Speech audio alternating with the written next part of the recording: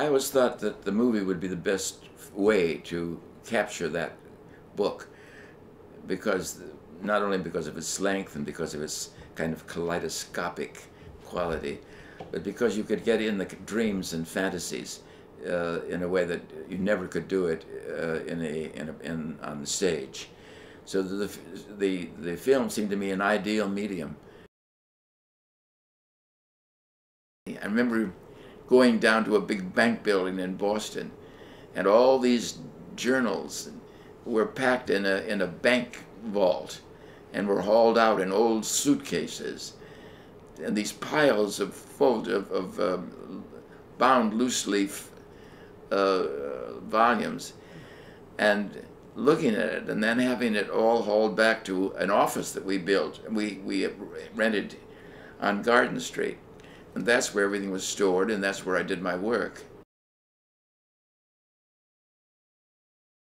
And there were times, particularly when I first began to look at this, when I couldn't stand him.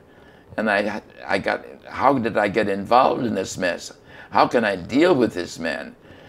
And gradually, as I read on, I became quite fascinated by him, seeing him as a kind of a rare person, and for all of his strangeness and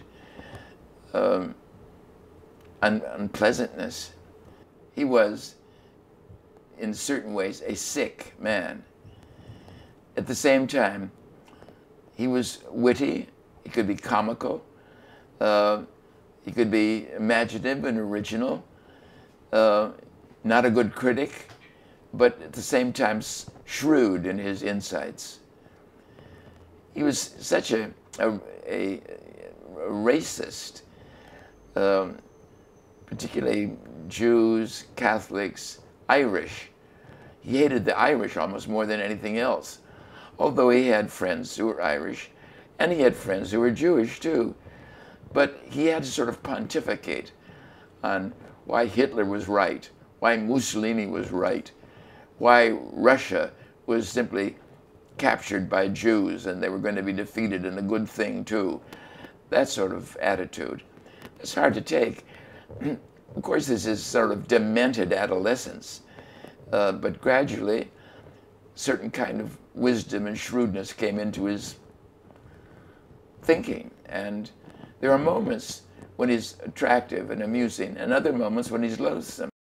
To see him in the journals, driving around Boston in his old car, which he loved. There are pictures of it, by the way, in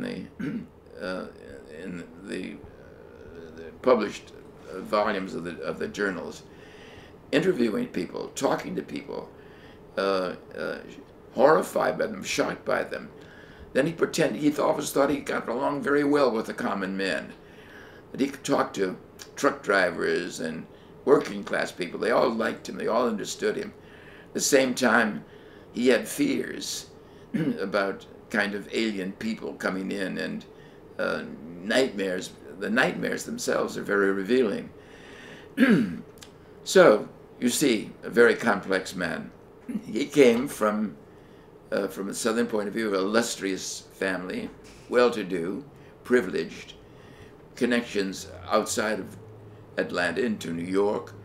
In other words, he truly belonged to a privileged minority of people. And he just didn't like people who were not like him. To his friends, he was loyal. He was very suspicious about new acquaintances until they proved themselves. The story of women is another thing entirely. But with the men, with his chauffeurs, with the man who came to fix his Victrola, his talking machine as he called it, and people who did mechanical things for him, repaired things for him. He liked those people. And they were all very informal. They all called him Arthur, or Artie. The girls called him Artie. The men called him Arthur. And he liked that. It was never Mr. Inman.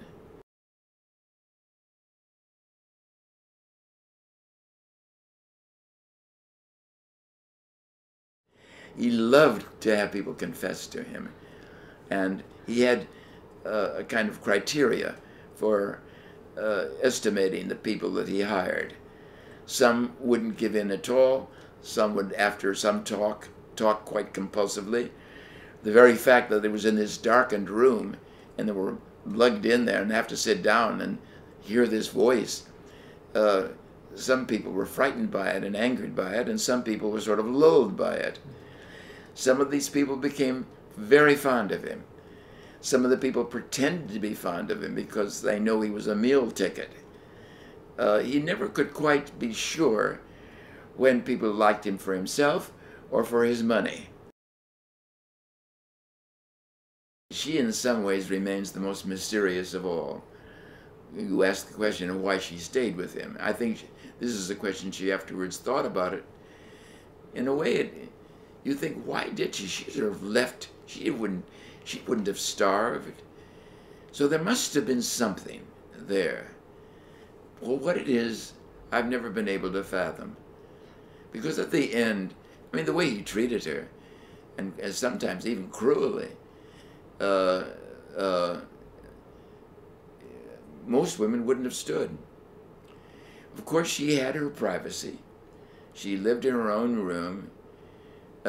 She didn't have to sleep with him, although in some sense the complaint was that he was not interested in her at the very beginning and that he wasn't a proper husband. She talked to me quite frankly about him. She also told me about her, you call it affair with Dr. Pike. That wasn't his name, of course. All the kinds of things that were in the journal. And she didn't talk in any way defensively or apologetically. She simply described what was going on. She never attacked Arthur. She never spoke about him dismissively or contemptuously. She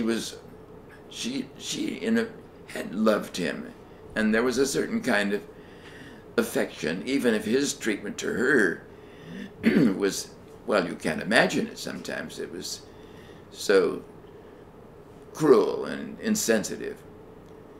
Although he was devoted to her at the same time. It's a very curious kind of relationship.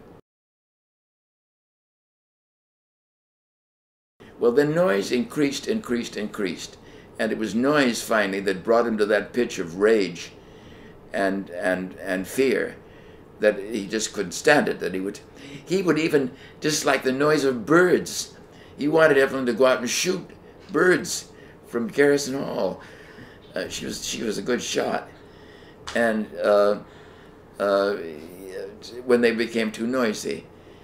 And of course, with this pounding, with this increasing, with the building of Prudential Center, and his rage and his funny things he said about it too, going up, that it became a symbol, really, for everything that he found fearful and destructive.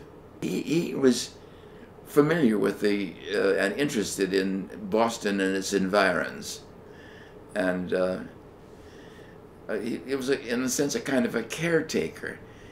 And these new things that were coming in and destroying the serenity of the place.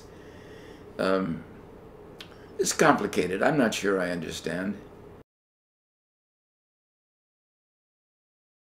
This diary is something very rare, that of its kind, it's a kind of classic. That it's, of course, full of superfluities and trash. But there is more than simply a saving remnant. There's a substantial part of it that I think is novel and interesting. And here is someone who really did what Edgar Allan Poe said never could be done, to write a novel my heart laid bare. Because that he does without any kind of affectation. He doesn't hold back, and he even discusses his own qualities that are not likable and his own errors, at the same time with this immense pride. And then I think the people who came to speak to him and became his friends and worked for him were rather an extraordinary group. So it's a kind of cross-section of American society somehow boiled down into these volumes of recollections, sharp observances, and then, of course, Arthur Inman himself and presiding over it all. So I think it's an extraordinary and unusual thing. If you could communicate this in a film.